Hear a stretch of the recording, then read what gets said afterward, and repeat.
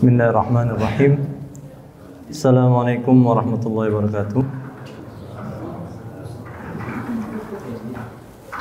Innal hamdalillah nahmaduhu wa nasta'inuhu wa nastaghfiruhu wa nastahdihi wa natubu ilaihi wa na'udzu billahi min syururi anfusina wa min sayyiati a'malina. May yahdihillahu fala mudilla lahu wa may yudlil fala hadiya lahu. Asyhadu an la ilaha illallah wahdahu la syarika lahu wa asyhadu anna sayyidana wa nabiyyana Muhammadan abduhu wa rasuluhu la nabiyya ba'dah. Nusalli wa nusallim ala habibil mustafa wa ala rasulil mujtaba Muhammadin sallallahu alaihi wasallam wa ala alihi wa sallam bi sunnati ila yaumiddin. Allahumma anfa'na bima 'allamtana wa zidna ilman wa taqwan ya rabbal alamin. Alhamdulillah wa syukrulillah. Segala puji bagi Allah atas segala nikmat dan karunia yang Allah berikan kepada kita semua. Dengan karunia iman, dengan karunia kesehatan, dengan karunia Islam yang diberikan kepada kita, alhamdulillah kita bisa berkumpul lagi di tempat ini. Kita berharap dan berdoa para jamaah sekalian, semoga Allah Subhanahu wa taala berkenan untuk menerima amal ibadah kita kali ini dan amal ibadah kita yang lainnya. Salawat dan salam tidak lupa kita tujukan kepada Nabi besar Muhammad sallallahu alaihi wasallam, kepada keluarga beliau, kerabat beliau dan seluruh pengikut beliau hingga hari kiamat kelak. Semoga Allah Subhanahu wa taala berkenan mempertemukan kita dengan Nabi kita Muhammad sallallahu alaihi wasallam di telaga beliau. Kita mendapatkan syafaat beliau sehingga kita termasuk orang yang beruntung. Para jamaah yang dimuliakan Allah Subhanahu wa taala, jadi maaf sebelumnya, jadi ini kan kayaknya banyak yang baru ya. Kami pernah di sini tapi audiensnya berbeda kayaknya ya. Artinya banyak yang baru ya. Ramai sekali alhamdulillah. Jadi kami ingin memperkenalkan secara singkat ya. Mungkin ada yang belum tahu ya. Jadi kami Muhsin Suaidi, kalau berhubungan berkenaan dengan kajian mungkin ada hubungannya dengan masalah pendidikan ya, pendidikan. Kami pesantrennya di Al-Irsyad, ya, Al-Irsyad Salatiga, kemudian melanjutkan ke Mekah, Robitul Alam Islami, kemudian melanjutkan di Libya, S2 selesai, sekarang sedang menyusun disertasi untuk S3 disertasi di ekonomi Islam. Jadi para jamaah sekalian azanallahu wa iyyakum, kita bersedih kembali ke pembahasan kita. Kita bersedih atas kejadian meletusnya Gunung Semeru, kemudian ada beberapa banjir yang terjadi dan kita tidak bisa membayangkan para jamaah sekalian, ada sampai rumah terbawa oleh angin ya. Maka tentu sebagai seorang mukmin kita tidak bisa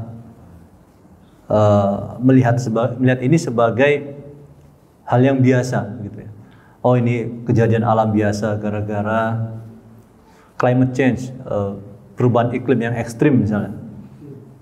Analisanya hanya sebatas masalah alami saja. Tidak ada unsur Allah itu yang mengatur, tidak ada pemikiran bahwasanya Allah itu yang mentakdirkan. Jadi kalau kita lihat di berita, yang dilihat hanyalah yang disuting adalah hal tersebut ya, di lapangan terjadi. Kita tidak menafikan kita perlu itu supaya kita terenyuh ya, supaya kita mengerti keadaan saudara kita. Namun di sisi lain juga jangan sampai melupakan bahwasanya wa kullu syai'in indahu bimiqdar, kata Allah Subhanahu wa taala, dan segala sesuatu itu di sisi Allah itu ada ukurannya. Ukuran waktunya, ukuran tempatnya, dan ukuran kejadiannya. Ya. Jadi tidak mungkin suatu terjadi kecuali dengan izin Allah Subhanahu wa taala. Cuma kini bagi kalau orang tidak percaya Tuhan, ya nggak akan nyambung ke sana, nggak ada arah, nggak ada korelasinya antara Tuhan sama kejadian alam. Padahal faktanya para jamaah sekalian, azanallahu wa iyyakum, tidak sedikit di dunia ini terjadi sesuatu nggak logis tapi terjadi.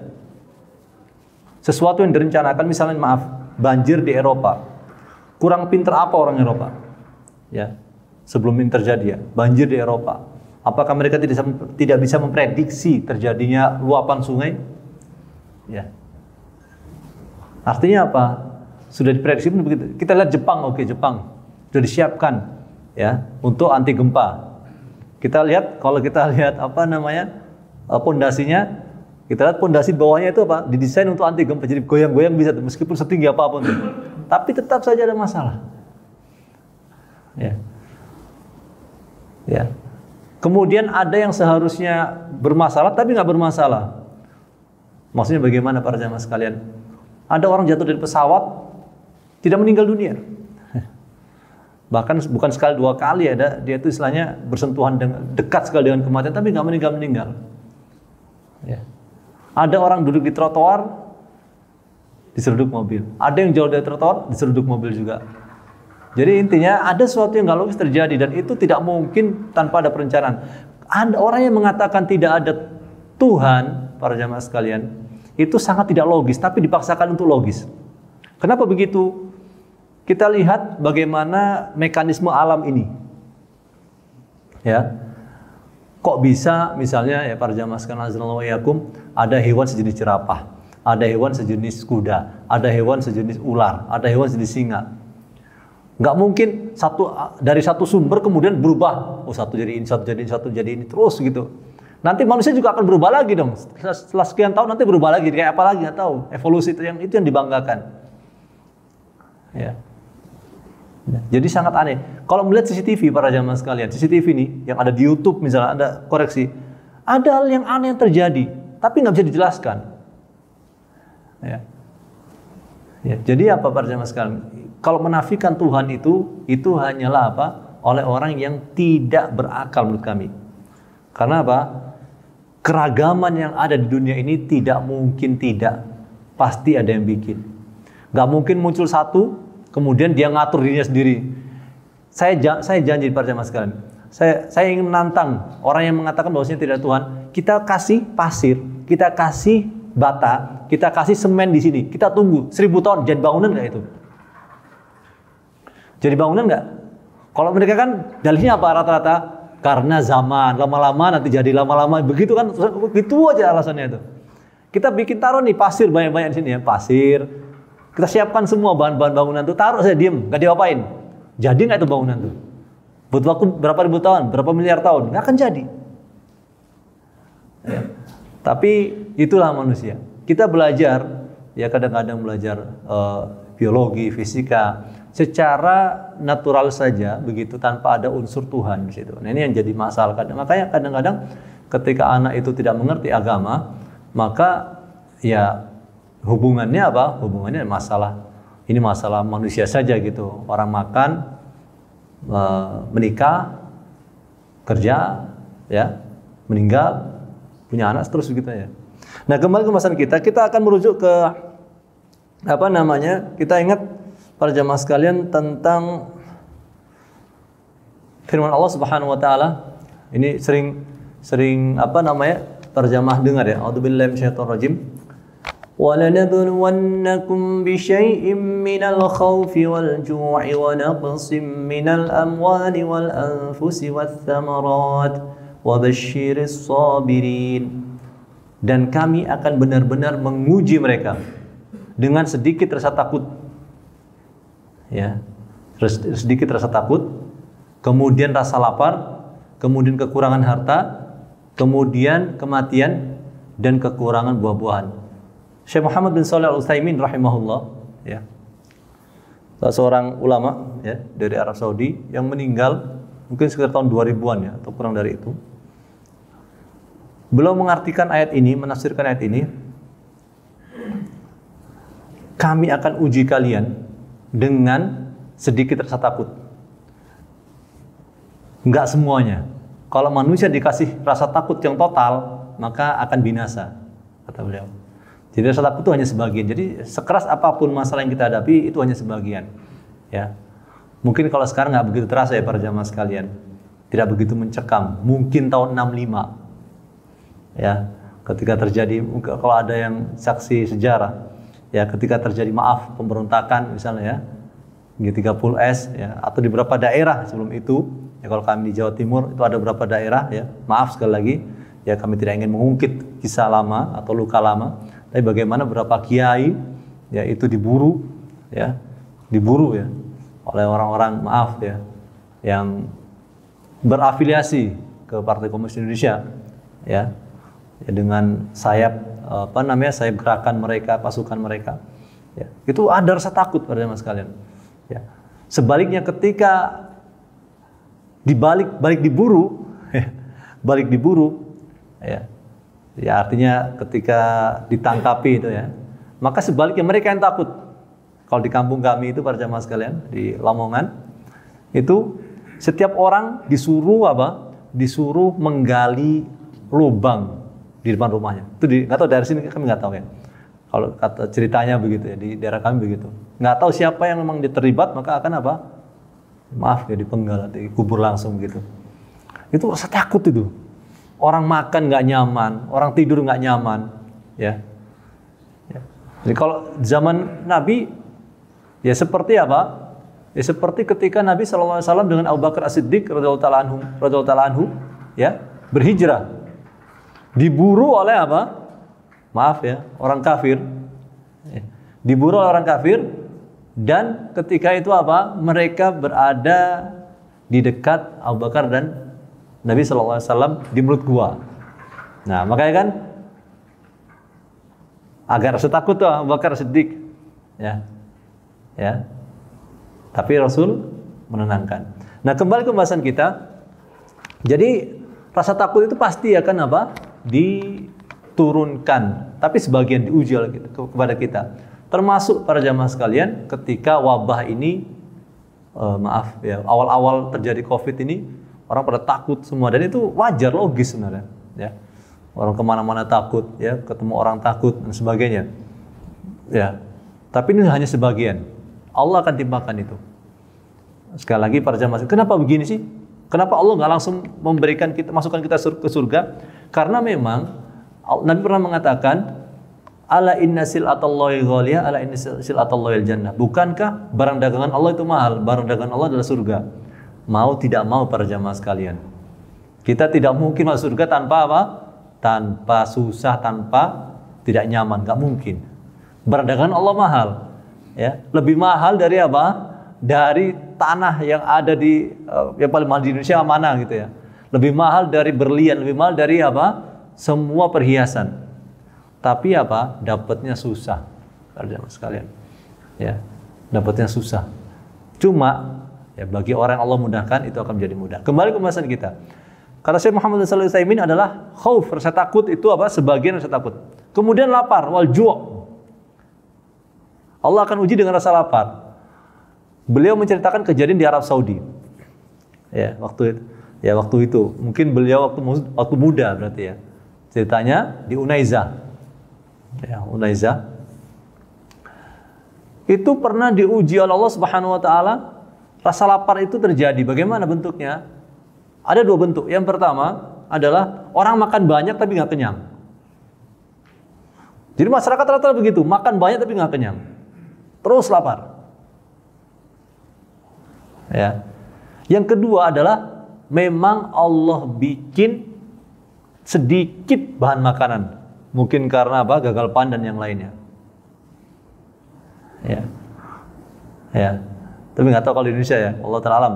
Kalau mungkin gagal panen iya, mungkin zaman dulu ya, mungkin zaman Jepang mungkin nggak begitu paham ya, kami nggak begitu paham. Tapi kalau yang makan banyak tapi terus lapar, ada nggak kira-kira bersama sekalian? Hah? Nggak ada. Ya, beliau menceritakan di kitabnya Syarh Riyadhus Shalihin, itu ada orang makan satu bakul kurma besar. Nah, kurma kan banyak tuh masuk kan, mereka kan zaman dulu makan kurma ya, orang-orang Arab tuh ya di sana ya. Makan banyak tapi nggak kenyang-kenyang. Ya. Jadi Allah Ta'ala ya. Jadi itu terjadi. Wa naqsi minal amwal. Ya, wal ju'i wa naqsi minal amwal. Kemudian kurangnya harta. Kurangnya harta ini menurut beliau, negara banyak utang, kata Syekh Utsaimin. Pada zaman itu ya, beliau ngomong. Padahal waktu itu Saudi, waktu beliau masih hidup, Saudi kaya raya. Ya, kami tahu sendiri kalau ketika kami masih sekolah ya di Mekah itu, masih kuliah di Mekah, supir itu ngomong ke kami, supir Saik ya, tapi orang Saudi. Dia bilang, kami dulu itu ya awal-awal Raja Faisal ya, Faisal bin Abdul Aziz. Faisal bin Abdul Aziz ya. Itu beliau tuh suka bagi duit tuh di jalan tuh. Wah, Masya Allah beliau tuh orang baik ya, Raja Faisal yang ditembak oleh keponakannya sendiri tuh. Ya. Baik sekali beliau itu. Dan listrik gratis katanya. Ya. Air gratis. Ya. Dan Syekh Muhammad bin Shalih Al-Utsaimin ya istilahnya ya hidup juga di zaman itu. Ya, hidup juga di zaman itu. Ya. Tapi belum mengatakan, menceritakan mungkin suatu saat akan terjadi apa? Ketika kekurangan harta bagaimana? Jadi negara banyak utang, kemudian perekonomian susah. Tapi beliau menceritakan aja, mensyarah saja. Padahal waktu itu beliau hidup ya sampai beliau meninggal, Saudi dalam keadaan gemari Palau Jenawi istilahnya begitu. Gemari Palau Jenawi karena apa? Ya Allah Ta'ala Allah kasih karunia yang sangat besar ya, dengan doa Nabi Ibrahim alaihissalam. Ya. Tapi artinya kita terjadi nggak sekarang? Ya terjadi ya, gitu. Ya, seperti negara kita mungkin perekonomian susah. Dan dalam keadaan tertentu ya, dalam keadaan tertentu seperti misalnya mulai pandemi banyak hotel, banyak pabrik, banyak perusahaan yang kolaps. Ya, itu Allah uji dan Allah sebutkan itu dalam Al-Qur'an. Ya. Nah, kemudian wa naqsimul amwal was samarat dan kekurangan buah-buahan. Nah, kekurangan buah-buahan bagaimana? Jelasin ya, kekurangan buah-buahan apa? Bisa jadi karena memang rusak ya atau panen, gagal panen gitu ya. Nah, kata beliau ada 4 orang model menghadapi musibah itu. Yang pertama adalah orang itu, kata beliau, dia mencela dan jengkel kepada Allah. Ini orang pertama nih. Maksudnya gimana jengkel kepada Allah? Ini kan, ini saya udah sholat nih 5 waktu, puasa Ramadan, bahkan saya umroh. Kenapa kok saya terpengaruh pandemi ini begitu berat? Kenapa orang-orang non-muslim itu kok malah apa? Tambah kaya gitu. Ya. Kan ada kan ini masa pandemi ini para jamaah sekalian. Maaf ya. Orang kaya itu bertambah, yang kaya tambah kaya itu ada banyak, ya. Enggak 1 2 banyak gitu. Ya. Ada orang yang muslim kalau misalnya dia jengkel dalam artian bagaimana? Saya yang sholat 5 waktu. Ya, saya yang sedekah. Kok saya yang kena musibah seperti ini? Ya bahkan ada keluarga yang meninggal dan yang sebagainya. Nah ini jengkel kepada takdir Allah Subhanahu Wa Taala. Ini orang pertama nih. Tentu ini apa? Tidak layak. Ya. Yang kedua adalah orang itu sabar. Tingkatan lebih tinggi dari itu adalah orang yang sabar menghadapi musibah ini. Sabar itu bagaimana? Sabar dalam artian dia merasakan nggak nyaman. Ya, merasakan rasa tidak nyaman, tapi dia tetap berusaha menahan dirinya. Jangan sampai mencela takdir, jangan sampai mencela Allah, jangan sampai jengkel terhadap apa yang Allah telah tuliskan dan gariskan. Tapi masih ada rasa sakit, gitu. Ya, rasa sakit dalam artian maaf, misalnya ada keluarga ya terkena pandemi ya, efek pandemi COVID kemudian meninggal dunia. Ya. Sakit, ya. Tapi masih dalam tatanan yang wajar. Lebih tinggi dari itu adalah orang yang ridho. Tingkatan lebih tinggi adalah orang yang ridho terhadap musibah. Apa bedanya? Kalau orang yang ridho itu para jamaah sekalian, terjadi musibah seperti nggak terjadi apa-apa, nggak ada sakit sama sekali. Tapi ini berat ya. Tidak semua orang bisa seperti itu. Jadi nggak ada rasa apa-apa, biasa saja gitu. Biasa saja, ya. Dia sakit, ya. Mungkin terkena COVID 20 hari dia habis-habisan, ya. Ya biasa saja. Nggak merasa jengkel pada takdir Allah, tidak. Ya, biasa saja. Kenapa saya di rumah yang saya sudah melakukan prokes kok masih kena? Itu orang-orang sana itu ya, yang jahat-jahat kok nggak kena misalnya, ya. Ya, dia nggak gitu dia. Ya biasa aja gitu. Ya. Takdir Allah ya sudah selesai. Yang lebih tinggi lagi dari itu adalah bersyukur. Paling tinggi nih ya. Yang keempat, ya. Paling tinggi bersyukur. Ketika ada musibah dia bersyukur. Tapi ini masya Allah ya. Ini seperti Nabi SAW. Ya, Nabi itu kalau mendapatkan kenikmatan, apa yang beliau sampaikan? Alhamdulillahilladzi bi ni'matihi tatimmus shalihat. Ya, gitu kan? Kalau bersyukur, kalau dapat yang senang. Kalau dapat yang sedih, beliau sesuatu yang menyakitkan, beliau mengatakan alhamdulillahi ala kulli hal. Tetap alhamdulillah. Tapi ini Masya Allah berat sekali ya, berat sekali. Seperti yang terjadi pada sebagian orang, ya, sebagian cerita ada sebagian abidat, jadi ahli ibadah perempuan, diceritakan oleh Syekh Muhammad bin Shalih Al-Utsaimin rahimahullah. Seseorang itu terluka tangannya, kemudian dia malah bersyukur. Ketika ditanya kenapa? Aku ingat pahalanya itu bikin aku lupa tentang sakitnya. Atau sebagian salaf ya, perempuan zaman dulu yang punya anak lebih dari satu, laki-laki, semuanya meninggal di medan jihad. Tapi dia bersyukur pada Allah. Tapi ini berat sekali. Ya. Karena ada wanita di zaman Nabi juga. Wanita di zaman Nabi, ini sahabiat berarti, teman-teman sekalian. Itu anak kecilnya meninggal dan dia bolak-balik ke kuburan. Kenapa? Ingat anaknya. Maka apa? Untuk mengobati kerinduannya, dia bolak-balik ke kuburan dan dia menangis. Ketika ditegur oleh Nabi, ittaqillaha wasbiri, bertakwalah engkau dan bersabarlah. Maka dia nggak menoleh ke siapa yang ngomong tuh. Ya, dia langsung ngomong bagaimana? Engkau belum mendapatkan musibah seperti yang aku dapatkan. Jadi maksudnya apa? Membantah. Dikasih nasihat kan dari belakang kan? Dia nangis tuh di kuburan, kemudian dikasih nasihat. Dia nggak tahu bahwa yang kasih nasihat itu Rasul sallallahu alaihi wasallam. Ya. Dibilang oleh Nabi SAW bertakwalah kepada Allah dan bersabarlah. Tapi wanita bilang, kamu ini nggak tahu sih, nggak merasakan apa yang aku rasakan gitu. Ya, pergi sudah, Nabi pergi. Ya. Padahal Nabi itu ujiannya, maaf para jamaah sekalian, anaknya Ibrahim waktu masih kecil meninggal. Ya. Kemudian putrinya meninggal lebih dulu dari Nabi, tidak 1-2 orang. Ya, istri Utsman 2 orang meninggal sebelum Nabi SAW meninggal. Ya. Cucunya meninggal istilahnya dalam keadaan berat, nazak di pangkuan beliau. Nah, mungkin karena wanita nggak tahu, seakan-akan dia yang paling menderita di dunia. Ya, paling menderita di dunia. Makanya ketika dia tahu, kamu tadi itu yang menegur kamu adalah Rasulullah, langsung dia pergi menghadap Rasul.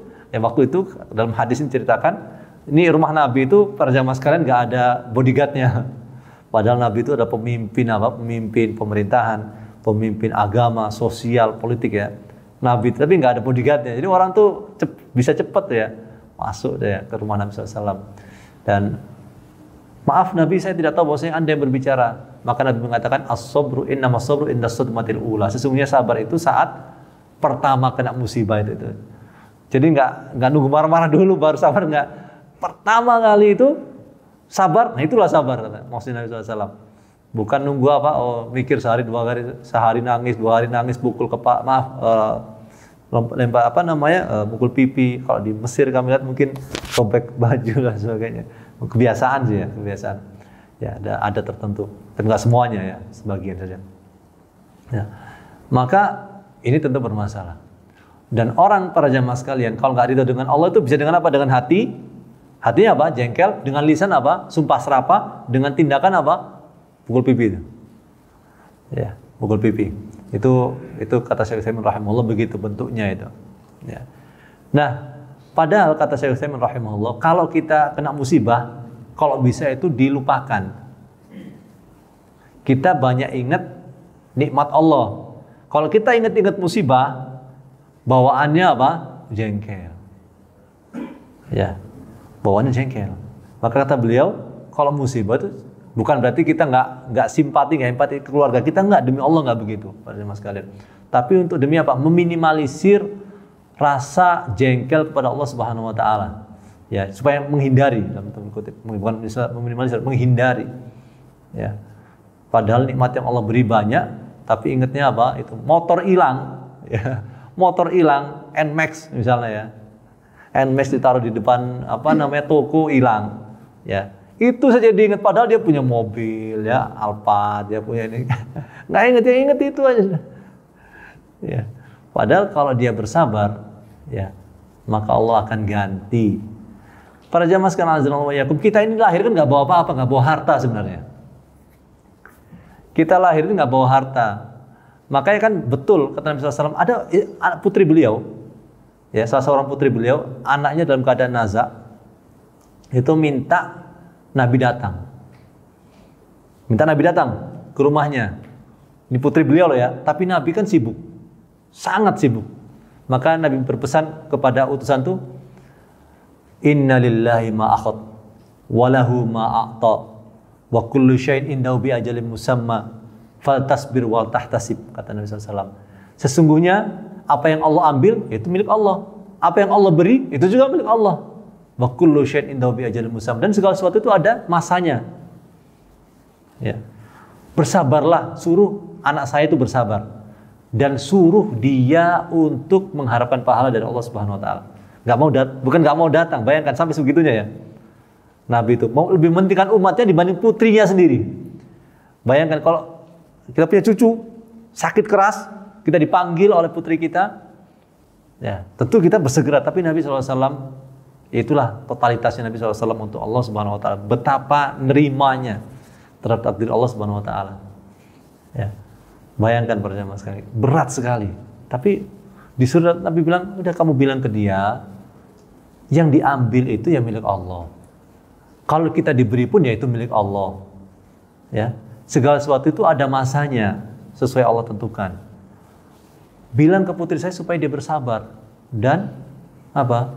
Mengharapkan pahala dari Allah Subhanahu wa taala. Enggak datang beliau. Ya. Akhirnya diutus lagi sama baik lagi nih utusan ini. Wahai Rasul, putri Anda sekali lagi minta Anda datang. Akhirnya Nabi terpaksa datang bersama dengan beberapa sahabat. Ya, beliau gendong itu anak itu. Ya, kemudian kita nggak bisa bayangkan para jamaah sekalian. Ya, anak kecil yang kita sayangi, cucu kita misalnya, ya, kita sayangi dalam keadaan nazak begitu ya, dalam keadaan yang berat digendong Nabi SAW. Padahal Nabi kan bisa meminta kepada Allah, tapi beliau nggak minta. Kalau Nabi minta pasti akan diberi. Nabi misal, ya Allah sembuhkanlah dia, beres sebenarnya masalah. Tapi nggak Nabi lakukan. Hak prerogatif itu nggak. Hak untuk minta doa mustajab itu nggak dilakukan oleh Nabi SAW. Nggak semuanya begitu. Ya. Sampai akhirnya salah seorang sahabat ngomong, wahai Rasul, kenapa Anda menangis? Sebenarnya kan logis, tapi orang ya waktu itu kan ya nggak tahu ya, wallahu ta'ala alam ya. Terus sebagian sahabat yang mungkin saking berpikir pokoknya kita harus tough ya, kuat sekali, jadi nggak boleh menangis sama sekali. Maka ketika dikatakan begitu, wahai Nabi, kenapa engkau menangis? Kata Syekh Utsaimin, maksudnya adalah apakah engkau ini tidak ridho dengan takdir Allah? Maka Nabi menjawab, ini adalah rahmat yang Allah berikan kepada hambanya. Jadi bukan karena nggak ridho, tapi wajar manusia menangis itu, bukan berarti nggak ridho. Ya. Nabi buktinya para jamaah sekalian, bukti bahwasanya doa Nabi itu mustajab. Sekali lagi, ada seorang wanita datang, wanita yang suka kesurupan. Ini hadis yang sahih juga. Wanita suka kesurupan, wanita hitam, maaf ya, maksudnya dari kalangan budak nampaknya. Ya. Dia datang, Nabi, saya ini wanita yang suka menderita kesurupan. Ya. Doakan saya supaya sembuh. Kata Nabi, baik, saya bisa doakan engkau. Saya mau doakan Anda. Ya. Tapi kalau engkau bersabar, surga akan menjadi balasan Anda. Ya. Artinya doa Nabi itu mustajab. Bisa saja Nabi mendoakan, sama seperti Nabi itu mendoakan cucunya sembuh. Sangat mudah sekali. Ya.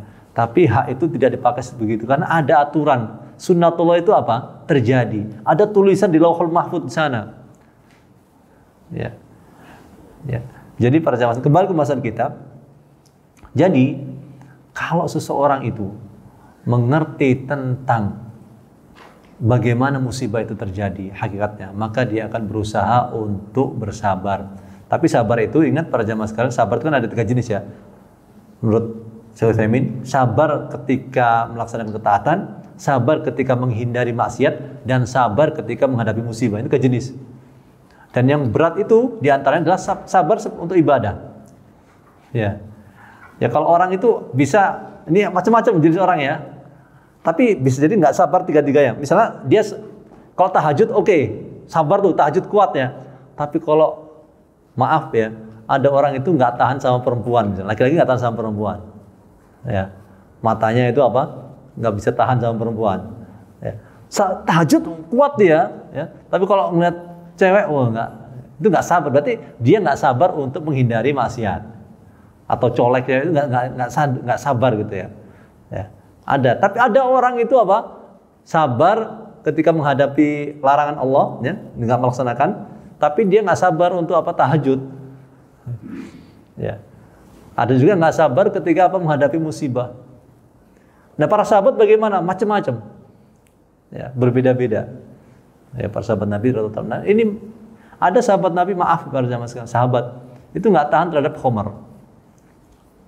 Maksudnya suka khamar, tapi nggak semuanya ya. Pasti jelas nggak semuanya. Ini kan manusia, ada wajar kan manusia ya. Sahabat juga manusia gitu ya, bukan malaikat begitu. Jadi ini menunjukkan bahwa Nabi itu bagaimana pendidikan beliau. Kemudian ada sahabat yang begini, ada sahabat yang begitu. Sama seperti masalah apa ketika terjadi perebutan kekuasaan antara Abdullah bin Zubair. Kita pernah sampai terjadi peperangan di Ka'bah itu ya, dekat Ka'bah. Ya. Ketika perebutan kekuasaan Abdul Malik bin Marwan ya, di apa namanya Damaskus kekuasaannya, kemudian ada Abdullah bin Zubair ya. Itu berebut kekuasaan dari situ. Jadi namanya manusia. Tapi kembali lagi pembahasan kita para jamaah sekalian azanallahu yakum, bahwasanya kita ketika menghadapi musibah, jadi tinggal lihat diri kita tipenya yang mana? Apakah kita bisa tiga-tiganya, sabar ibadah, sabar meninggalkan larangan, dan sabar ketika menghadapi musibah? Ya, kalau bisa tiga-tiganya, masya Allah. Ya, ini orang hebat. Ya. Dan kami menasihati diri kami pribadi tentu sebelum menasihati para jamaah sekalian. Dan seperti sekarang kalau sudah terjadi para jamaah sekalian, apa yang kita lakukan? Yang kita lakukan adalah kita berdoa. Ya, pertama ya, dalam riwayat Muslim sebutkan Allahumma inni a'udzubika min zawali ni'matik wa tahawuli afiyatik wa faj'ati niqmatik wa jami'i sakhatik. Ya Allah, kalau kita nggak bisa bahasa Arabnya, kita bisa doa dalam bahasa Indonesia. Ya Allah, aku berlindung kepadamu dari hilangnya nikmatmu. Ini ada riwayat Muslim ya. Ya Allah, aku berlindung kepadamu dari keselamatanku yang berubah. Maksudnya nanti keselamatan kita hilang. Ya Allah, aku berlindung kepadamu, yang ketiga, dari bencana yang tiba-tiba. Ini bencana yang tiba-tiba. Kan Semeru kan tiba-tiba nih. Gempa tiba-tiba, banjir tiba-tiba. Ya Allah, aku berlindung kepadamu dari semua rasa sakhatik, ya, murkamu. Ada 4 hal ini. Ini doa ini disebutkan dalam riwayat Muslim. Ya. Hafal nggak para jamaah sekalian? Pakai bahasa Indonesia aja. Ya. Ya Allah, aku berlindung kepadamu dari hilangnya nikmatmu. Jadi kita dapat nikmat, kita berlindung jangan sampai nikmat kita hilang dari kita. Ya Allah, aku berlindung kepadamu dari keselamatan yang hilang dariku, ya. Ya Allah, aku berlindung kepadamu dari bencana yang tiba-tiba. Ya Allah, aku berlindung kepadamu dari seluruh murkamu. Ini kalau bisa kita ulang-ulang ya. Dan kita perjamaah kita nggak berharap Gunung Salak ini aktif lagi, tentu nggak berharap kan gitu. Ya jangan sampai aktif seperti yang lain ya, gunung yang lain. Ya. Tapi memang kadang-kadang Allah itu mengizinkan bumi bernafas. Kata Ibnu Qayyim al-Jauziyah, ya.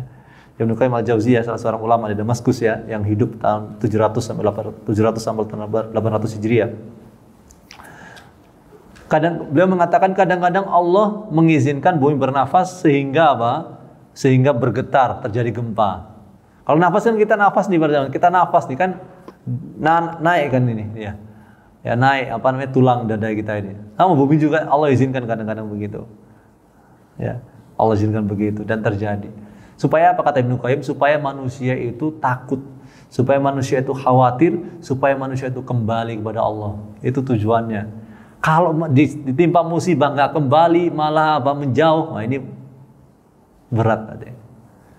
Ya, itu yang pertama tadi ya. Kalau saat musibah datang, ya kita baca tadi doa tadi yang 4. Kemudian yang kedua adalah kita banyak beristighfar kepada Allah Subhanahu wa taala. Ya. Kenapa istighfar ini? Karena istighfar ini termasuk sesuatu yang menyelamatkan Nabi Yunus. Ya, kata ulama, Nabi Yunus itu kan kita tahu wadannuni idzaba mughadiban. Dannun itu Nabi Yunus. Itu pergi dari kaumnya dalam keadaan apa? Marah. Ya, jengkel kepada kaumnya. Kenapa jengkel kepada kaumnya? Kenapa jemaah sekalian? Kenapa jengkel kepada kaumnya? Enggak beriman. Ya. Kayak ikut nasihat. Enggak ada nasihat Nabi ya. Betul. Jadi jengkel ya, padahal mungkin menurut pandangan Allah Subhanahu wa taala beliau belum maksimal sebagaimana maksimalnya Nabi Nuh. Nabi Nuh gimana doanya Nabi Nuh bercerita bagaimana? Itu benar-benar Nabi benar-benar ya dakwahnya 950 tahun para jamaah sekalian. Makanya kan sebutkan surat Nuh itu A'udzubillahi minasyaitonir rajim. Qala rabbi inni da'awtu qaumi laylan wa nahara falam yazidhum du'ai illa firara. وإني كلما دعوتهم لتغفر لهم جعلوا أصابعهم في آذانهم واستغشوا ثيابهم وأصروا واستكبروا استكبارا ثم إني دعوتهم جهارا ثم إني أعلنت لهم وأسررت لهم إسرارا. Ya Allah, kata Nabi Nuh, aku ini mengajak kaumku siang malam. Aku dakwahi mereka tapi tambah lari. Ya. Setiap kali aku dakwahi supaya engkau mengampuni mereka, apa yang kulama itu jalu asab, mereka menaruh tangan mereka di telinga. Masya Allah. Ya, itu bayangkan ya. Ada misalnya kita berdakwah pada orang pada gini semua gitu. Ya Allah. Itu bukan setahun 2 tahun ya. 950 tahun. Makanya kalau ada seorang anak bilang, oh saya sudah dakwah ibu saya ini udah 10 tahun nggak beres-beres, ya baru 10 tahun ya, baru 10 tahun dan nyerah gitu ya. Ya, dakwahnya juga belum maksimal gitu. Ya, keluarganya dakwahnya belum maksimal, tapi sudah nyerah duluan. Ya, tapi kita ingat kita nggak boleh maksa ya, la ikraha fid din. Tidak ada paksaan dalam agama. Ya, qad tabayyana ar-rusydu minal ghayy. Telah jelas ya petunjuk dari kesesatan. Jadi tidak boleh paksa, kita tetap dakwah itu bukan paksaan. Kalau nggak boleh ketika kita katakan, oh kamu kok saya nggak terima dakwah saya, kamu ahli neraka nih, nah, nggak bisa begitu. Jangan begitu, haram hukumnya. Ya, kita nggak tahu ya siapa yang akan beriman, siapa yang jauh dari iman. Ya, yang penting kan Allah itu ingin melihat kita apa? Berusaha. Hasilnya tentu di tangan Allah Subhanahu wa taala. Nah, jadi Nabi Yunus seperti itu. Nabi Yunus kan belum seperti Nabi Nuh. Nabi Yunus pergi saja jengkel sama kaumnya, akhirnya Allah uji beliau, ya, dimakan oleh ikan. Ya. Ikan pernah lihat ikan besar tuh ya di Kira-kira enak enggak pada zaman sekarang? Besar banget loh. Enak musim gede, nggak kerasa juga, nggak mood juga nggak di mood kali, nggak kecil banget manusia kan gitu. Ya tapi meskipun begitu para jamaah sekalian, ya kan gelap di dalam tuh kan. Kemudian oksigen juga terbatas. Ya kalau masuk lambung bahaya juga kan itu. Ya karena cairan lambung dari ikan itu. Ya artinya benar-benar nggak enak juga gitu ya. Maka apa doa Nabi Nuh? Apa? La ilaha illa anta subhanaka inni kuntu minadh dhalimin. Kata ulama inilah istighfar. Maka Allah keluarkan Nabi Nuh dari perut ikan. Jadi saat musibah kita baca la ilaha illa anta subhanaka inni kuntu minadh dhalimin. La ilaha illa anta subhanaka inni kuntu minadh dhalimin. Makanya kalau kita berdoa ini juga menjadi metode supaya doa kita dikabulkan. Bagaimana sih cara supaya doa kita dikabulkan? Kan Nabi itu pernah menegur orang. Ya, datang tiba-tiba langsung ya Allah minta ini minta itu, nggak begitu kata Nabi SAW. Engkau puji Allah dulu kata Nabi SAW. bersolawatlah kepadaku. Ya. Kemudian apa? Berdoa. Nah, ulama menambahkan yang lain itu apa? Kita mengakui tentang dosa kita di hadapan Allah. Jadi berarti apa urutannya? Kalau kita mau berdoa, nih jangan buru-buru doa dan ya Allah misalnya, ya Allah berikan saya mobil ini, berikanlah saya mobil motor ini. Ya boleh sah-sah saja. Allah Maha Kaya sebenarnya kan gitu. Ya Allah, saya capek naik angkot, saya pengen mobil misalnya. Saya capek mobil saya mogok terus ya. Saya nggak bisa ikut kajian ya, keluarga saya nggak bisa ikut kajian. Saya ingin mobil yang bagus misalnya. Ya wajar, nggak ada masalah sebenarnya. Allah Maha Kaya gitu ya. Ya cuma kita nggak bisa begitu. Kita pertama memuji Allah. Subhanallah walhamdulillah. Bisa begini. Ini contohnya. Subhanallah walhamdulillah wa la ilaha illallah wallahu akbar. Ya. Kemudian setelah itu kita bersalawat kepada Nabi. Dalam riwayat yang lain bagaimana? Nabi mengatakan semua doa itu tergantung di langit, jadi nggak bisa naik ke atas sampai ada salawat kepadaku. Jadi harus bersalawat nih. Allahumma shalli ala Muhammad wa ala ali Muhammad kama shallaita ala Ibrahim wa ala ali Ibrahim fil alamin innaka Hamidum Majid. Wa barik ala Muhammad wa ala ali Muhammad kama barakta ala Ibrahim wa ala ali Ibrahim fil alamin innaka Hamidum Majid. Ya, kalau saya melihat jamaah ini dari Yaman ini, saya ingat hadis Nabi SAW. Al-hikmatu ta'ti minal Yaman. Hikmah itu datang dari mana? Yaman. Ya waktu itu ya. Ya. Nanti kita bahas ya. Kembali apa tadi? Ya, salawat ya. Salawat kemudian kita Kemudian adalah kita menunjukkan diri kita berdosa. Ya Allah, ampunilah dosa hamba. Baik dosa lain dan dosa panik dan ikut menonton. Yang keempat ada baru kita berdoa. Ya, baru kita berdoa. Ya. Jadi lagi kembali ke masalah tadi orang jamaah dari Yaman ini ya, Hadorim ya. Kayaknya kenapa Nabi ngomong hikmah itu datang dari Yaman? Ada kemungkinan bahwasanya waktu itu orang Arab Quraisy itu lebih keras daripada Yaman tuh. Kelembutan dari Yaman, kebijaksanaan datang dari Yaman. Ya, maka Masya Allah ya. Makanya kan banyak artinya termasuk bawa Islam ya ke Indonesia ini, saudagar-saudagar ya, Gujarat ada dari Yaman juga. Artinya Masya Allah ya, kita sebagai ya berterima kasih gitu tentunya ya kepada para saudagar yang memang kita nggak tahu ya zaman itu memang Allah takdirkan sekali lagi. Ya bahkan ada yang mengatakan zaman Utsman sudah ada saudagar yang datang, zaman Utsman bin Affan menjadi khalifah. Ya, artinya Masya Allah. Jadi tidak benar bila dikatakan bahwasanya Islam datang baru belakangan begitu, sebelumnya sudah Hindu Buddha terus menerus, itu enggak begitu ya. Ya, bapak kita juga Adam tentunya orang, kalau dikatakan bahwasanya orang Indonesia harus yang lokal misalnya ya, nggak terlalu ke Arab-Araban misalnya. Ya kita tentu bukan begitu juga modelnya ya, kan gitu. Cara pola berpikir ya. Ya. Jadi ini istilah yang sangat tidak baik ya, penghinaan ya.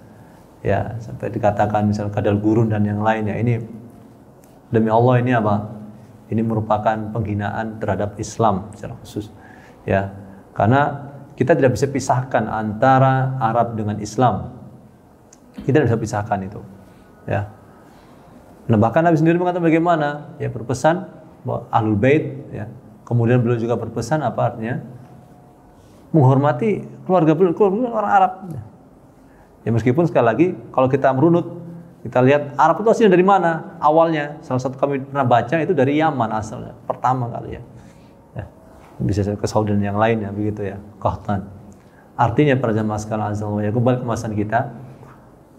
Intinya adalah musibah yang Allah berikan kepada kita ini tentu ada timbal baliknya sebenarnya. Karena Nabi SAW mengatakan begini, Inna idamal jaza ma idamil bala wa inna Allah idha habba qawman ibtalahum faman radiya falahu ridha wa man sakhita falahu sukhut. Ini dalam hadis yang sahih. Sesungguhnya besarnya pahala bergantung besarnya ujian. Besarnya pahala bergantung besarnya ujian. Ya. Jadi kalau Anda mau pahala besar, ya harus siap dengan ujian besar. Kalau dalam istilah sekarang high risk high return gitu. Ya. Resiko semakin besar, ya berarti kemungkinan untuk untung. Jadi kalau antum mau untung besar, ya harus siap resiko besar. Ya, maka semakin besar kesusahan, maka semakin besar pahala yang kita dapatkan. Dan Allah kalau mencintai suatu kaum, maka Allah akan uji mereka. Kalau dia ridho terhadap ujian Allah, Allah ridho kepada dia. Kalau dia jengkel, ya Allah jengkel juga. Sudah jatuh tertimpa tangga, kena musibah dunia, dibenci Allah pula. Ya. Sudah kena musibah, dibenci Allah pula. Ini kan berat. Ini ada nih. Baik. Baik, ada pertanyaan mungkin?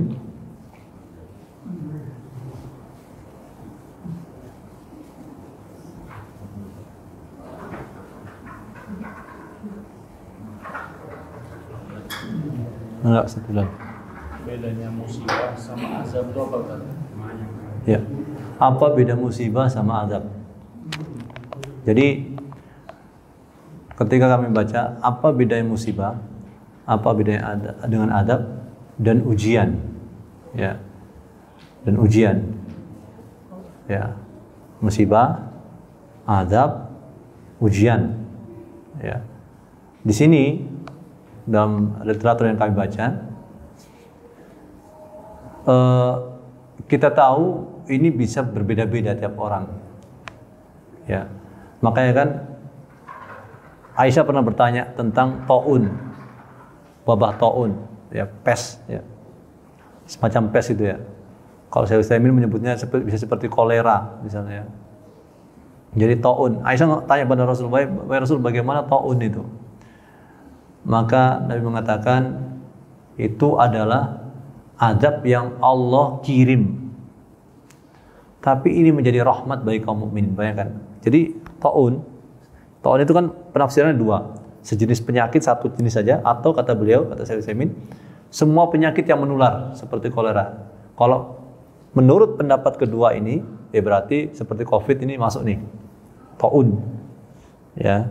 Taun, karena dia itu penyakit yang menyebar gitu ya, luas ya, menyebar luas ya, dan apa namanya berat gitu ya. Nah, kata beliau ini bisa menjadi rahmat bagi mukminin ya. Rahmat bagaimana nih? Bagi yang sabar dan mengharap pahala kepada Allah Subhanahu wa taala. Ini bukan berarti nggak berusaha. Sabar tuh, ingat pada zaman sekarang, sabar tuh bukan berarti tidak apa? Sabar tuh bukan berarti diem ya. Oh ini ada Covid nih, sabar aja deh, nggak usah usaha. Bukan begitu. Sabar itu usaha dulu ya. Orang sabar tuh bukan berarti diem ya, dapat apa nggak dapat apa nggak cari rezeki keluar, pokoknya saya dapat. Pokoknya sabar aja deh. Takdir Allah, bukan begitu. Usaha maksimal dulu baru sabar. Nah kembali ke pertanyaan saya Bilal, bahwasanya kok bisa Nabi menyebut taun ini sebagai rahmat? Gitu. Ya. Artinya sesuatu yang kelihatannya buruk, ya. Takdir Allah nggak ada yang buruk ya. Yang buruk itu adalah di objeknya. Takdir Allah itu semuanya mengandung hikmah, mengandung kebijaksanaan. Bahkan Allah menciptakan iblis. Iblis kan buruk nih iblis nih. Tapi kenapa Allah ciptakan iblis nih? Setan Allah ciptakan. Ada hikmah di situ. Tapi bagi manusia, ya. Ini bisa jadi buruk begitu. Ya. Makanya kembali ke pertanyaan, bagaimana kita tahu ini musibah, ini ujian, ya ini adab, ya. Maka kita harus tahu siapa yang terkena ini. Kalau seseorang itu, maaf ya para jemaah sekalian, yang terkena kejelekan ini, misalnya orang jahat, ya, ya bisa menjadi apa? Bisa jadi musibah. Maaf, adab. Ya, siksa Allah didahulukan sebelum di akhirat. Ya. Karena apa? Kadang-kadang siksa itu Allah dahulukan di dunia. Contohnya apa? Dosa yang didahulukan di dunia sebelum di akhirat. Efeknya yaitu orang yang dolim sama orang yang durhaka kepada orang tua. Nabi SAW mengatakan babanim ajalani uqubatu ma fid dunya al-baghy wal uquq. Ada dua dosa ya, dua pembahasan, maksudnya dua dosa yang didahulukan siksanya di dunia, yaitu apa? Orang dolim sama orang yang durhaka kepada orang tua. Ya, adik-adik sekalian ya, hati-hati ya. Ini kebelaksak dunia sama akhirat nih kalau durhaka kepada orang tua. Ya, teman-teman sekalian. Nah, kembali ke masalah kita. Jadi Allah dahulukan, berarti ini adab. Ya, kalau dia ini memang jahat, gak inget-inget, diingatkan tapi gak inget-inget, ya. Allah ingatkan dengan didatangkan dai. Ya, Allah ingatkan dikasih penyakit, tapi nggak sadar-sadar, ya sudah. Ya, Allah apa? Allah adab dia di dunia. Seperti kaumnya siapa? Para nabi yang durhaka seperti kaumnya Nabi Nuh dan yang lainnya. Ya, ini adab. Kemudian musibah ini bisa berarti apa? Ujian. Ya, bagi orang. Kalau yang terkena ini apa? Kalau yang terkena ini adalah orang yang memang diuji oleh Allah Subhanahu wa taala. Misalnya maaf ya, kerjaannya bartender. Bartender ya. Bartender ya, suka apa namanya? Kombinasi minuman keras dan yang lainnya. Kemudian dia tahu ini nggak boleh, kemudian dia keluar. Allah uji dulu, kadang-kadang taubat itu nggak langsung nikmat gitu. Kadang Allah uji, ini bener nggak nih taubatnya. Ya, makanya susah dulu, nggak dapat pekerjaan, ya, cari jual ini nggak berhasil, jual itu nggak berhasil, ya. Ini kan musibah ini kan. Akhirnya bercerai, istrinya nggak mau tinggal sama dia lagi, anaknya juga pergi, ya, karena sebelumnya apa, enak dan santai dengan apa pekerjaan sebelumnya, ya, ya, Allah uji dulu. Ya. Nah kemudian memang ada yang musibah itu berarti memang adab, ujian, kemudian memang astagfirullah, satu lagi. Iya, musibah itu kan yang jelek ya. Ada artinya adab, ada ujian, ada untuk meningkatkan derajat ya, meningkatkan derajat seorang ya. Nah ini tentu seperti orang yang terkena penyakit dan dia sabar ya. Jadi ini tentu berbeda-beda. Jadi satu musibah bisa berbeda-beda artinya bagi satu masyarakat itu. Ya. Si Bogor ini misalnya beda-beda ini ya. Tapi satu jenis musibah kena semua, tapi di sisi Allah itu beda-beda jenisnya. Ya, tergantung kitanya, gitu ya. Kita yang masuk yang mana nih? Diingatkan oleh Allah kah? Kita udah soleh. Kalau orang udah soleh, ya, tapi tetap apa? Kena musibah juga ya. Berarti apa? Kemungkinan ini adalah untuk meningkatkan derajat. Ujian juga bisa, ya. Artinya ini seperti apa para nabi, ya. Para nabi yang diuji dengan apa? Kaumnya yang seperti itu, yang durhaka, ya. Tapi sekali lagi, kalau kita diuji diberi kena musibah, para jamaah sekalian, tentu yang kita lakukan adalah kita introspeksi diri kita, ya. Ya jangan jangan merasa pede. Kalau bisa orang itu ingat dosa dibanding ingat pahala. Kalau bisa begitu, idealnya begitu ya. Ya. Ingat yang diingat itu apa? Dosanya. Jangan perbuatan baik yang diingat-ingat. Nah, gitu. Tapi setan bikin sebaliknya. Setan bikin manusia itu apa? Ingat amalan baik, lupa amalan buruk. Supaya apa? Orang itu pikir, oh, aman posisi saya. Bapak saya muslim, kakek saya muslim, ya anak saya muslim, keluarga saya muslim, berarti tiket surga aman. Kan gitu kan. Ya. Padahal para jamaah sekalian, mungkin aman kalau betul mukmin dia meninggal, tapi nggak ada yang jamin dia apa? Dia nggak mampir ke neraka. Kan gitu kan. Oh, nggak apa-apa muslim sebentar aja ke neraka, nggak apa-apa. Nah, siapa bilang nggak apa-apa? Nabi SAW menerangkan. Ini ingat ya, ini Nabi ngomong nih dalam satu hadis yang sahih. Nanti akan didatangkan orang yang jahat, tapi dia hidupnya paling enak di dunia. Orang jahat nih ya, orang yang di ahli neraka emang, tapi hidupnya enak. Banyak nggak zaman sekarang? Kayaknya istilahnya dari lahir tuh enak sudah ya. Lahir tuh nggak pernah kepanasan, sampai tua nggak pernah kepanasan, jalan kaki nggak pernah, enak terus ya. Intinya paling enak di dunia sudah. Jahat tapi paling enak di dunia. Kemudian dicelupkan sebentar di neraka dan diangkat. Kemudian ditanya, apakah kamu pernah enak dulu? Oh, nggak pernah sama sekali, jawaban dia. Jadi 100 tahun dia hidup enak di dunia itu hilang dalam sekali celupan. Bayangkan macam-macam. Sekali celupan mereka hilang semua. Yang istrinya 40, ya, hartanya banyak, makannya bebas, ya, itu hilang semua sekali celupan neraka. Sebaliknya ada orang memang ahli surga, cuma hidupnya paling keblangsak di dunia, nggak enak banget ya. Dari kecil sudah nggak enak, ya. Istilahnya apa? Kaum pinggiran terus ya, sampai meninggal pun nggak enak, ya. Nggak punya kafan dan yang lain udah, ya. Orang udah ngelempar aja kali atau dimakan singa begitu ya. Ini nggak enak banget hidupnya. Kemudian dimasukkan sebentar di surga dan diangkat lagi, diambil lagi. Apakah kamu pernah merasakan susah? Oh, nggak pernah susah ya Allah, perasaan nggak pernah susah saya. Hilang semua rasa susah dunia dengan sekali celupan di surga. Makanya jangan berpikir, oh nggak apa-apa, mampir-mampir sebentar nggak apa-apa neraka. Pokoknya ya, jangan ya, demi Allah jangan ya. Ya, jadi jangan sampai punya cita-cita begitu ya. Jangan sampai punya cita-cita begitu, karena berat, hilang semua kenikmatan ya. Ya, misalnya sudah punya istri 4, ya masih cari lagi yang kelima yang nggak diceraikan. Nah, itu kan bahaya, istri di mana-mana, kan itu ya. Ya, setiap provinsi ada, kan itu tentang supir kan itu. Ya, ya. Ada yang lain mungkin? Ya. Kalau misalnya kita anak kecil jatuh, terus kita ajarin Bismillah. Itu, mohon penjelasan. Ya, jadi kalau kita kaget atau jatuh ya, sesuatu yang ada jatuh, kemudian kita baca Bismillah, bagus ya. Jadi memang musibah ya. Tapi sekali lagi masalah itu, ini ingat ya para jamaah sekalian, kita jangan sampai salah paham juga ya. Oh, kalau musibah datang berarti sabar saja, nggak ada solusi. Tidak sama sekali. Kita setiap masalah harus kita cari solusinya. Ya, manusia itu kan hidup pasti ada masalah. Anak nakal juga musibah.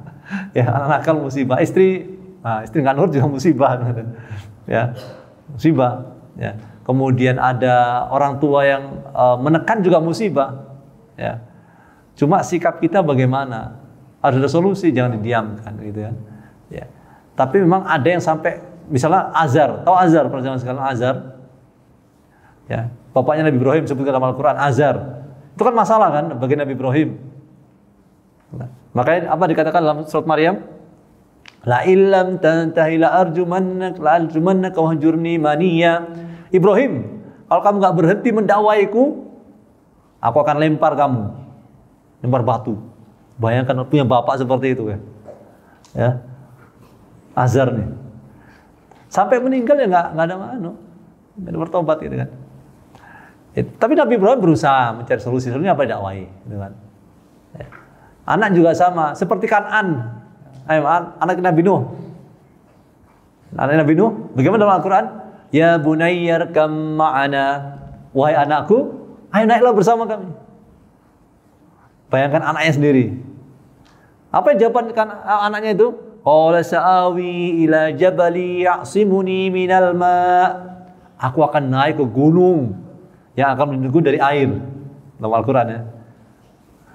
Maka Allah mengatakan, qala la 'asimal yawma min amri rabbi fahala bainahumal mawju fakana minal mughraqin. Akhirnya apa? Pembicaraan itu terputus oleh gelombang. Masya Allah, ini dramatis banget nih Al-Quran menceritakan. Ya. Artinya para jamaah sekalian, Nabi Nuh juga berusaha. Meskipun istri Nabi Nuh juga durhaka. Jadi kalau ada orang kiai atau ajengan atau ustadz, ya belum tentu istrinya soleha. Jadi jangan pikir, wah lu nasihatin orang istri lu aja lu biarin gitu. Nggak bisa gitu para jamaah. Kalau begitu, Nabi Nuh lu nggak bisa dakwain istri lu begitu. Istri Nabi Lut juga sama kan? Daraballahu mathalan lil ladzina kafaru imra'atan Nuhim wa imra'atan Lut. Kanata tahta abdaini min ibadina sholihaini fakhanatahuma. Bayangkan ya. Allah ngasih perumpamaan ya, wanita yang kafir itu apa? Istrinya Nabi Nuh dan istrinya Nabi Lut. Keduanya berada di bawah pengawasan kekuasaan suami ya. Tapi keduanya berkhianat. Ya. Jadi jangan kita suudzon kepada ustadz atau ajengan atau kiai kalau memang wah istrinya sendiri jilbabnya begitu, nyuruh orang begini, kita nggak bisa. Ya siapa tahu dari kasih tahu tapi begitu ya. Ya belum tentu diceraikan juga gitu kan. Nabi Nuh juga nggak cerai. Jadi nggak semudah itu kalau di Indonesia. Kalau mungkin zaman dulu zaman Nabi ya orang itu cerai nikah lagi itu biasa. Kalau di Indonesia kan beda keadaannya.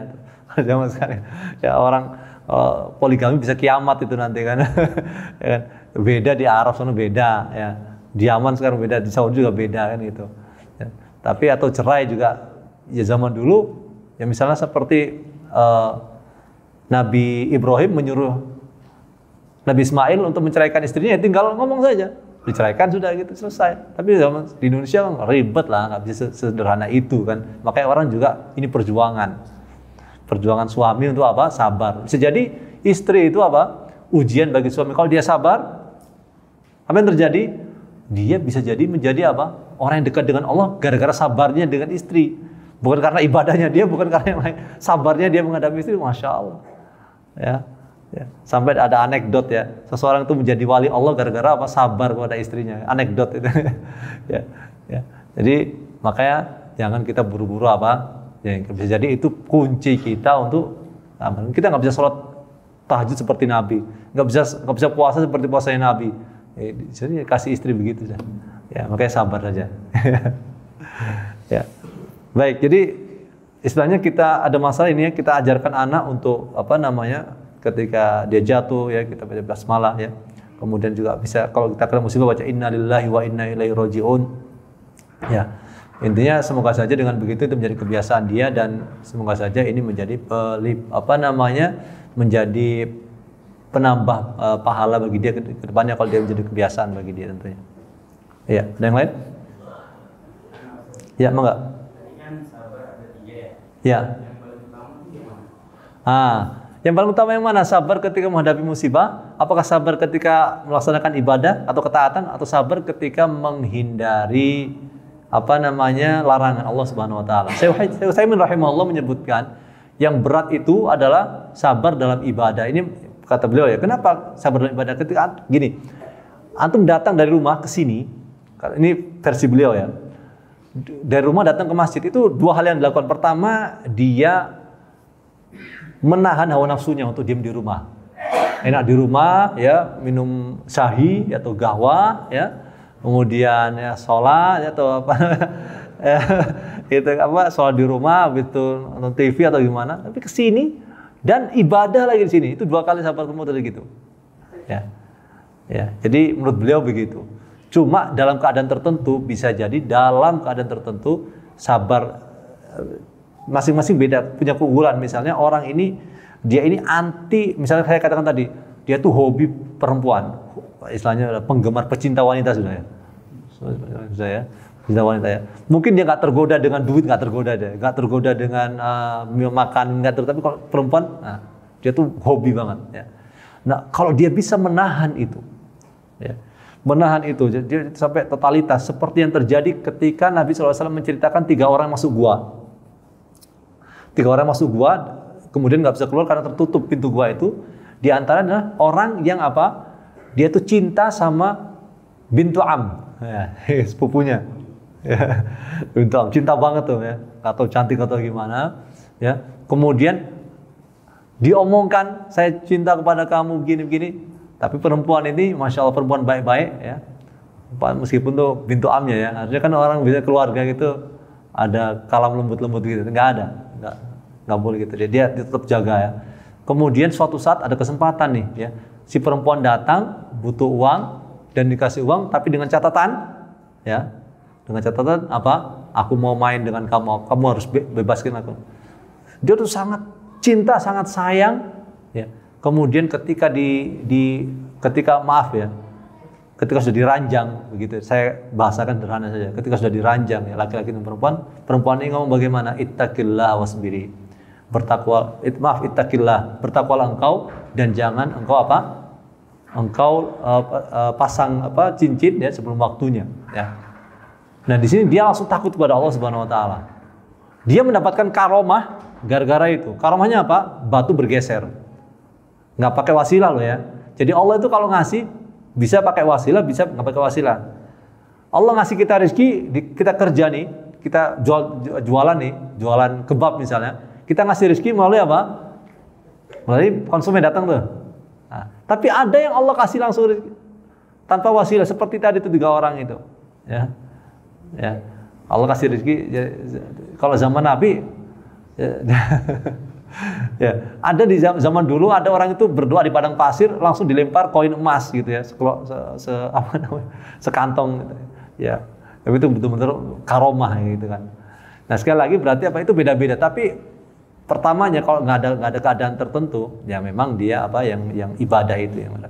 Tapi dalam keadaan tertentu orang tuh hobi seperti tadi hobi maksiat, tapi mencegah dirinya dari maksiat, itu berat ya begitu. Atau orang yang anti tahajud tapi tiba-tiba tahajud gitu. Itu bisa jadi utama sekali itu ya. Tapi ini keadaan yang case by case ya, kasus by kasusnya. Nggak, secara umum nggak begitu. Iya. Baik, ada yang lain? Sudah ngantuk ya. Kasihan. Baik para jamaah sekalian, azza wa yakum, tidak apa ya. Jadi intinya ini majelis ini kita berharap para jamaah sekalian, Allah menyaksikan kita kan, malaikat pun di sekitar kita nih. Ya, kita kita memohon kepada Allah keberkahan sebagaimana Allah janjikan kepada kita, mashtama qaumun fi baitin min buyutillahi yatluna kitaballahi wa yatadarasuna bainahum illa nazat alaihimus sakinah wa hafatumul malaikatu wa ghashiyatumur rahmah wa dzakarahumullahu fi man indah. Artinya para jamaah sekalian, sebagaimana hadis Nabi SAW itu, kita ini berada di majelis yang mulia. Maka kita berharap Allah saat menyaksikan kita ini, ya, kita berharap ya Allah yang Maha Agung dan yang Maha Tinggi, Engkau Maha mampu, Engkau mengabulkan doa-doa kami, maka jadikanlah pertemuan kami ini bukan pertemuan terakhir, semoga kami juga bisa bertemu di surgamu kelak ya Allah. Jadi kita semua akan muda para jamaah sekalian. Kita semua nih, ami-ami sekalian nih, mami, kita semua akan kembali muda kalau kita masuk surga. Jadi sabar dan kita tenangkan diri kita, musibah yang kita terima kita anggap sebagai apa, penghapus dosa kita, mengangkat derajat kita, dan kita berharap semoga Allah Subhanahu wa taala menghitungnya dengan hitungan yang teliti dan jeli, dan itu bisa menghapuskan dosa kita yang telah lalu. Kita berdoa kepada Allah Subhanahu wa taala semoga Allah selamatkan kita dari Covid dalam berbagai bentuk variannya, dan semoga Allah Subhanahu wa taala menyelamatkan kita dan penduduk Indonesia secara khusus dan kaum muslimin secara umum dari musibah-musibah bencana alam. Semoga Allah Subhanahu wa taala menghindarkan kita dari musibah-musibah tersebut, dan apabila ada yang sudah meninggal karena musibah tersebut, baik karena Covid atau musibah bencana lainnya, semoga Allah tempatkan dia di tempat yang terbaik di sisinya, Allah ampuni dosanya, dan Allah masukkan dia ke surga tanpa hisab dan tanpa adab. Kita tutup dengan kafaratul majlis, subhanakallah bihamdika asyhadu an la ilaha illa anta astaghfiruka wa atubu ilaik. Wassallallahu ala nabiyina Muhammad wa ala alihi wasallam. Wassalamualaikum warahmatullahi wabarakatuh.